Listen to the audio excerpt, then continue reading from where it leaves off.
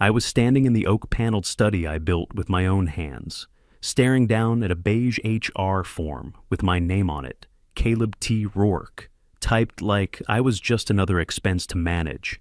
It was Christmas Eve. My wife of 11 years sat behind her father's old desk, calm as a banker, and said, "Say sorry to Evan tonight, or your raise is suspended and your promotion gets pulled." Her voice was flat. No trace of the woman who used to wear my flannel in the kitchen at midnight, just pure boardroom tone. Quick note, before listening, share which city or country you're watching from. Evan Blake, 31, shiny new chief growth officer. The boy wonder Monica hired in June after some panel at Wharton. Yesterday, I'd taken a scalpel to his luxury wellness pivot pitch in front of the whole leadership team. Told him it was a pile of spa glitter that ignored churn rates and killed our community contracts. Apparently, bruised more than his little deck. I looked at Monica and asked, "What if I don't?" She didn't blink. Just slid the form toward me. Salary suspension starting tonight. Promotion to regional director on hold. Some HR note about tone alignment. It was already typed, already signed, ready for the file. I didn't shout, didn't flinch, just said one word. "All right." She narrowed her eyes like she was trying to read a road sign in a thunderstorm, like she expected me to fight or beg. She had no idea. 2 hours earlier, her father, Arthur Dane, had handed me a signed transfer packet. Managing Director, Europe, board approved, effective January 6th. Apartment in Ballsbridge already waiting, budget locked, all quiet, all legal, all ready. I left the study without another word, stepped past the caterers setting up foie gras sliders for the holiday party, and hit the elevator. The chrome doors closed on 2 decades of sweat, concrete, and steel. My company, my hands, my back. In the foyer mirror, I still looked the same. Square shoulders, windburned skin, tie a little crooked. A builder. But something had cracked. I was done explaining myself to people who didn't lay pipe or pour concrete. Done being cornered in my own house. I met Monica when I was 46, running field ops out of Joliet, splitting my nights between motel rooms and a dusty community college classroom, where I was clawing my way through project finance. She was 34, fresh out of Kellogg, polished like a showroom floor, and already Arthur Dane's hand-picked rising star. She walked through a site visit in heels and didn't flinch when a pipe burst 5 feet from her leg. Afterwards, she said, "If we can scale without selling our soul, this company's got decades in it." I believed her. Dane infrastructure wasn't built for headlines. We laid pipe where the big boys didn't bother to bid. Municipal water systems for towns with 1 gas station and a busted Dairy Queen. Ugly projects, shallow margins. But we delivered. Always. On time, on budget, no bribes, no bailouts. Arthur used to say it plain. Safe water is not a luxury. Monica got that. Or at least she used to. Back then, we made a good team. I'd sketch a pump station with a pencil and a ruler. She'd polish it up in PowerPoint and sell it to the city council. I bled suppliers for a few percentage points, then turned that into apprentice slots for local hires. She worked banking contacts for better interest rates. For 5 years, we doubled revenue without changing the company name, without bloated overhead or strategic partners. We just worked. Then came the magazine covers. Glossy spreads about modernizing legacy systems, with Monica in a hard hat that had never seen a job site. Podcasts, tech panels, features with titles like Daughter of Water and How a Second-Gen COO Turns Infrastructure into Gold. She said it was good press. I told myself it was harmless. 6 months ago, she brought Evan Blake into the fold. Harvard, Accenture, flashy decks. His proposal? Ditch the town work, pivot to wellness campuses, hydrotherapy environments, and luxury water solutions. Code for rich people, spas with overpriced tile. I told her Evan's math ignored upkeep, staffing churn, failure risk on 3-year projections. She said I was being old school, 2 months later, I started noticing a different cologne clinging to her suit jackets, sharp and synthetic, not anything I owned. She started stepping out for late-night calls, standing on the balcony with her back to the glass. Her voice dropped to a softer register I hadn't heard since our first year of marriage. We stopped bumping into each other in the kitchen, and when we didn't make contact. I told myself we were both just tired. Then one Thursday, I came home early from Peoria.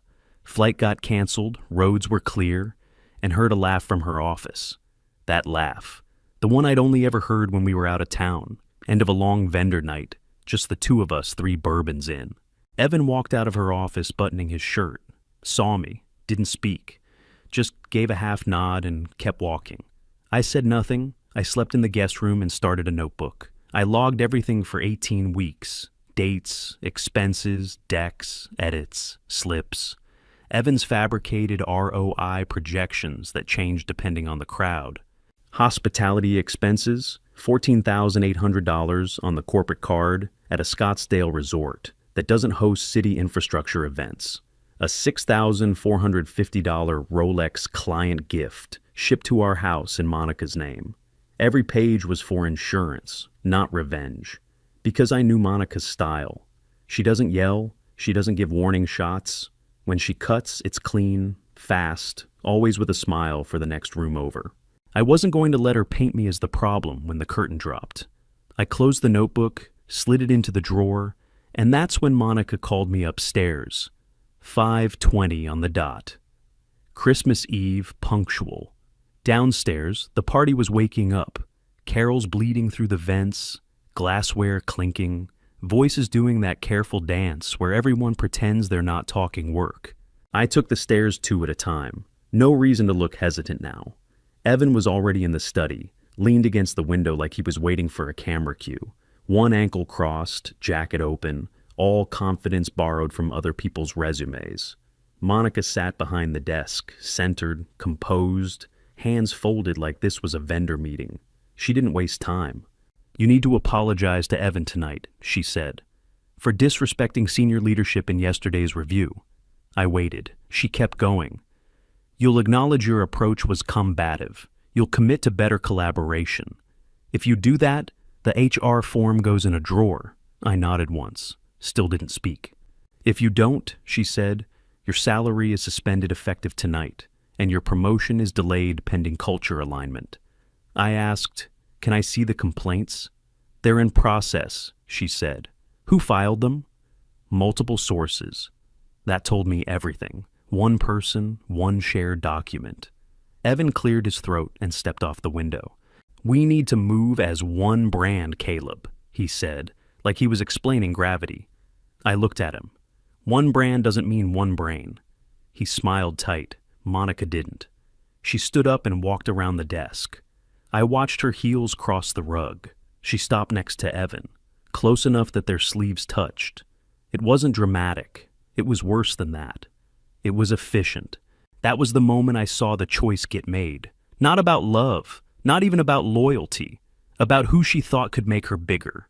I felt something settle in my chest, not anger, clarity. I said, "All right." Monica's shoulders eased, just a fraction. Evan's mouth curved into a smirk he didn't bother hiding. "You'll handle it at the party?" she asked. "I'll handle it," I said. She nodded. "Good." "We'll talk after," Evan added. "Appreciate your flexibility." I didn't answer that. I turned and walked out before either of them could add conditions. My shoes were quiet on the stairs. Down below, someone laughed too loud. Someone dropped a tray and swore, then apologized. Normal life kept moving. The elevator doors slid shut, sealing me into brushed steel and soft lighting. I watched the floor numbers drop. My phone buzzed in my hand like it had been waiting. I typed one message to Arthur. "It's time." The elevator hummed. I stood straight, tie loose, pulse steady. 30 years of job sites had taught me how to wait without flinching. My phone buzzed again before the doors opened. "I'll stand up when you speak." I slid the phone back into my pocket as the elevator dinged and the doors parted. I stepped out into the noise and light of the party, already walking. The string quartet was posted up by the staircase, playing something soft and expensive. caterers passed crab cakes on little slabs of slate. Through the tall windows, snow came down just right, quiet and slow, like a postcard someone actually mailed. I walked through the crowd without touching anything, grabbed a ginger ale, nodded to the bartender, and made my way to the back wall near the ops crew. Men and women who worked with their hands, who knew what raw sewage smelled like and how to fix it. Calloused knuckles, clean, hard hats. The reason this company had a name at all. My people. Arthur sat near the big tree, cane hooked over the arm of his chair. He looked older than I'd ever seen him, skin like paper, eyes dulled with effort. But when he caught my eye, he nodded once. Firm. That was enough. I turned just as Monica and Evan came down the staircase like royalty arriving. Monica had her CEO face on, chin high, smile tight, dress tailored to signal control. The room shifted, conversations dipped, heads turned, even the music sounded quieter. Monica walked straight over, touched my elbow lightly. "Let's do it," she said under her breath, like we were on the same side. I took one last sip, handed the glass off, and walked to the DJ table. "Can you cut the music for a minute?" I asked. He looked at Monica. She nodded. He hit the fader. I picked up the mic. It was heavier than I expected. My heart wasn't racing. No sweat on my palms, just still. "I've got a quick announcement," I said, voice steady, clear. People turned. Forks stopped halfway to mouths. "I'm resigning from my role as Director of Field Integration, effective tonight."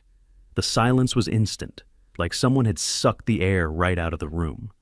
"I've accepted Managing Director Europe, Dane Infrastructure Ireland. It's board approved," I said.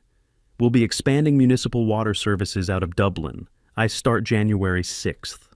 A few people glanced at each other, confused. Others just stared. If you're a builder who gives a damn about real work, my door will be open there too. I didn't look at Monica, but I felt her move. She stepped forward fast, heels clicking like gunshots. "That position doesn't exist," she said, loud enough to carry. That's when Arthur stood. No rush, no drama, just solid. He rested one hand on the chair back, the other on his cane. "It exists," he said, voice calm, but cutting through the space like a blade. "I signed it. It goes to the Secretary of State on the 27th. Evan's smirk cracked clean off his face. He looked like a dog that heard the food bowl hit the floor, but realized it wasn't his turn. Monica's mouth opened, then closed. She looked at Arthur like she just realized the old man still had a spine and wasn't using it on her behalf. I didn't need to say anything else. I stepped back, handed the mic to the DJ, and returned to the back wall. My people didn't say a word. They just nodded one by one. That was louder than applause. I hadn't made it 20 feet from the DJ table when Monica came in hot. She grabbed my arm just past the double doors and hissed low through her teeth. "You blindsided me." I turned and faced her full on. "You tried to bench my paycheck to save face for a guy who can't read a pump schedule." Her jaw clenched. "You're abandoning the family business." I laughed once, short, sharp. "No, I'm protecting it. Out there, where it still means something, you and Evan are burning trust in here for LinkedIn posts and fake projections." Arthur caught up slower. His cane tapped hard on the tile with each step. When he reached us, his hand trembled, but his voice didn't. "Monica," he said steady, "you don't suspend a man's pay because he's right." She went silent. Evan didn't. "That was insubordination," he said, voice puffed up, like he thought the title made him taller. "Take it up with the board," I said, calm as a blueprint. "Half of them already saw my memos. You think your little wellness pilot's gonna hold up under scrutiny?" Evan opened his mouth, then shut it again. He was figuring out I hadn't come unarmed. People nearby were pretending to eat, hovering near the buffet, piling finger foods they weren't touching. They were listening, every single one of them. Monica folded her arms. "You don't get to frame this like you're some martyr." "I'm not a martyr," I said. "I'm the guy who still knows what this company does. You just sold out the towns that built it." Arthur turned to her then, slow, deliberate. "You want to change strategy? Fine. You want to chase luxury? That's your choice. but don't act shocked when someone calls it what it is." She looked at him like he'd slapped her, but Arthur just stood there, silent, steady. I didn't wait for Evan to puff back up, or for Monica to spin it. I walked to the DJ table, left the mic right where I found it, and shook hands with 3 foremen on my way out. One of them gripped mine tight and said, "It's about time, Caleb." I just nodded. By the door, our safety manager's wife hugged me. Didn't say anything, just hugged me like someone who knew something real had shifted. Then I stepped into the snow. It was coming down heavier now, sticking to the shoulders of my coat and the tops of my shoes. My truck was already running, engine warm, bag in the back, key card for the airport hotel in my pocket. Room booked under a name Monica wouldn't think to search. At the coat check, I pulled out my phone. 19 missed calls in 40 minutes, 10 from Monica, 5 from Evan. 4 from numbers I didn't recognize. I turned the phone face down on the passenger seat and pulled onto the road. Windshield wipers thudding in rhythm, snow melting fast against the glass. Didn't look back. Didn't need to. I landed in Dublin on the 7th. Gray sky, cold air, jet lag already crawling up the back of my neck. Customs was fast, my name was on a little white sign, and the driver didn't ask questions. Good, I didn't have answers anyway. The apartment in Ballsbridge looked like a model unit, modern, clean, not a speck of dust. Still smelled like fresh paint. But someone had stocked the fridge with brown bread, butter, and 4 eggs in a carton, like they knew I'd forget breakfast. Note on the counter, thick paper, neat handwriting. "Welcome, Caleb. Proper coffee is in the press." Mered, controller. I stood there for a full minute, hand on the counter, just breathing. For the first time in months, I didn't feel like I was being hunted in my own house. Our office near Grand Canal was 3 floors above a dry cleaner. No branding, no glass sculptures. Just light and space and a table big enough to spread blueprints. 8 people to start.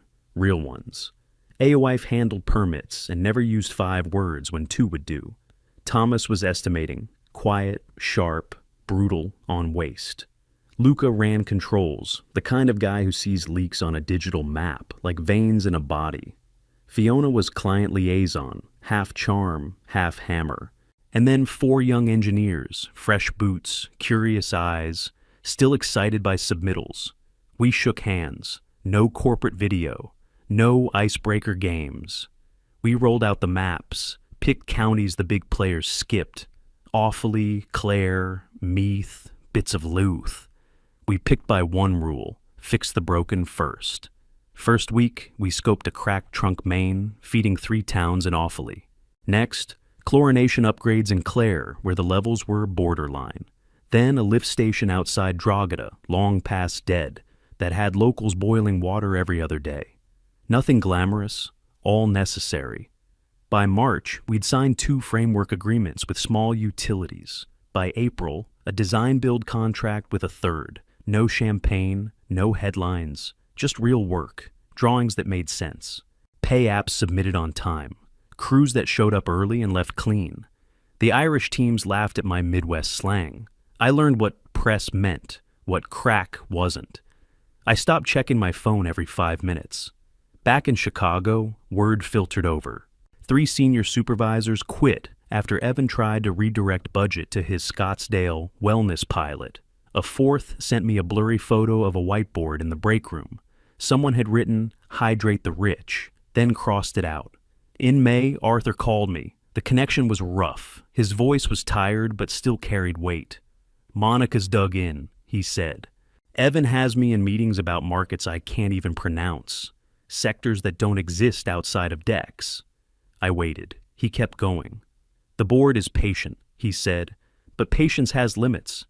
I didn't promise him a miracle. I said, "Dublin will deliver numbers, not noise." He exhaled like he'd been holding that breath since December. "Do that," he said. "Give the company a spine again." I hung up, walked back into the meeting room, and pointed at the lift station near Drogheda. "Let's put boots on it tomorrow," I said. Aowife nodded. "Rain's coming." "Perfect," I said. "Then we'll see how bad it really is." The rain hit sideways that morning in Drogheda, and we were knee-deep in a bypass trench when my phone buzzed. Anonymous compliance message, flagged urgent. Do you have knowledge of any potential expense irregularities related to U.S. leadership? I wiped mud off my screen with the inside of my sleeve and read it again. No greeting, no signature. Just straight to it. I answered plain.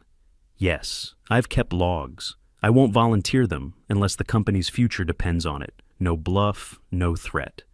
Just a line in the sand. 2 weeks later, Aoif walked into the office holding a white paper bag and a folded newspaper. She dropped both on the table, pointed to a little column on the back of the business section. Your Chicago lot have some crate going on, she said. It was a trade blurb, half a paragraph buried between conference ads. Leadership review underway at Dane Infrastructure following internal financial audit. That was enough. My inbox started lighting up. Thought you should know? Off the record, but stay low for now. The board had hired an outside firm to start pulling expense reports and card histories. It didn't take long. $162,000 in business development spend that looked more like five-star hotels, spa packages, and designer watches. A consulting contract for Evan's cousin that paid $20,000 a month for vague, strategic visioning. They didn't even try to hide it well, just rode the illusion until someone forced the stop. The board scheduled an executive session for the first week of September. Real agenda, no fluff. Monica emailed me once before it. Subject line, we need to talk. I replied with one line, please direct all communication through counsel. She didn't follow up. 2 days later, Evan posted a photo of himself in a rented red Ferrari with the caption, earn not given. I didn't click it. Thomas showed me on his phone during lunch, laughing into his tea. The night before the vote, Arthur called me. He didn't say hi, just started talking. I failed her, he said.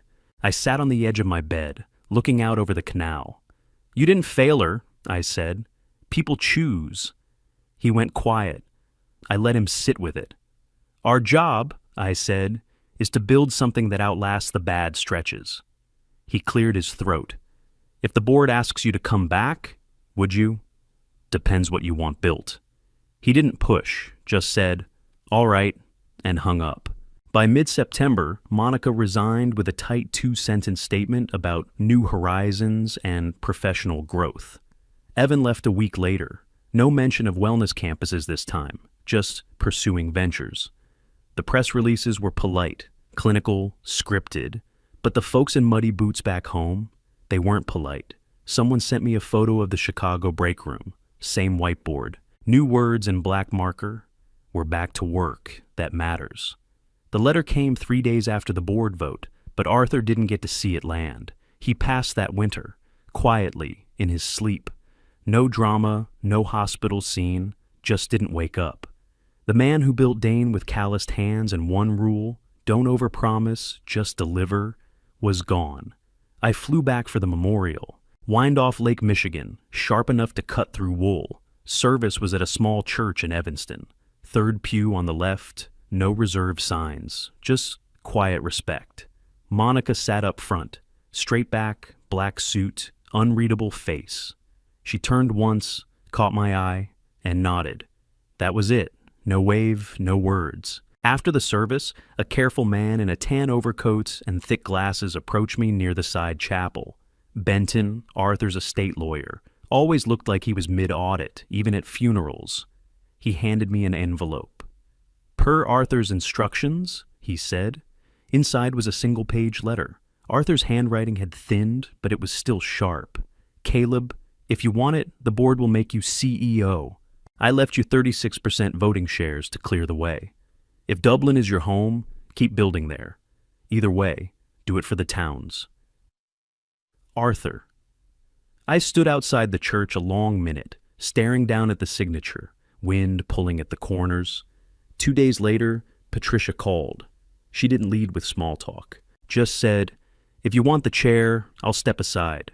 I could hear warehouse noise behind her, a pallet jack maybe. She was calling from the floor, grease under her nails, always. No performance. No drama, I asked. No drama, she said. Just do the work. I took a long walk that night along the canal, cold mist on the water, boots crunching against gravel. I thought about Dublin, how it had started to feel like a place, not a stop. I thought about that kid last week, one of our junior engineers. We were on site in Galway, and he asked why we were rebuilding a nasty pump station during freezing rain. I told him, because people live there. Simple as that.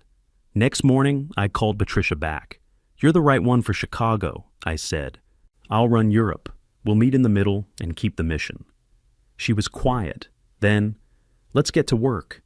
I signed the share paperwork that afternoon. Not as a crown, just stewardship. Quiet responsibility. No announcements. Monica's attorney sent over a one-page acknowledgement of the transfer. Just her name, a timestamp, and confirmation of the vote shift. Her signature was small, crisp, almost like she was bracing at her own name. I stared at it for a beat, then filed it away without comment. The best payback I found wasn't loud. It didn't come with headlines or applause. It came on a gray morning in County Meath, at a ribbon cutting for a water treatment plant that keeps 9,400 people from boiling water on their stoves every night. No podium, no corporate backdrop. The mayor shook my hand with both of his, looked me in the eye and said, "You gave us something that works." A kid in a blue school polo tugged my jacket and asked, "How do the filters know what to catch?" I told him, "They don't know. They're built that way." Back in the office, my office now, I've printed out a photo someone snapped that day. She taped it to the wall over the project board. A line of workers in high-vis jackets, all standing on a clean concrete slab with rain in the air and big dumb grins on their faces. Someone scrawled above it in black Sharpie, "Work that matters. Best slogan I've seen. Way better than any deck Evan ever tried to sell." Monica emailed me in March, nearly 2 years after that party. Said she was in therapy. Said it helped her face what she'd done. No excuses, no asks, just ownership. I stared at the screen for a bit. Then I wrote back, "I hope you keep doing the work," and I meant it. Some doors stay closed without bitterness. You just learn when to stop knocking. Patricia's fixing Chicago, quietly, efficiently. She brought back 3 supervisors Evan had shoved out. Killed the Scottsdale wellness mess before the board even needed to vote. She published a dry, perfect org chart with lines that made sense and zero fluff. Our crews say morale feels like it did in 2014. Focused, straightforward, solid. That's the kind of revenge that sticks. Not a burn it down, a build it right. Evan popped up on another firm's website last month. Different city, same grin. Now listed as a strategic catalyst. A foreman sent me the link with a thumbs up emoji. I didn't open it. Some things don't need my eyes anymore.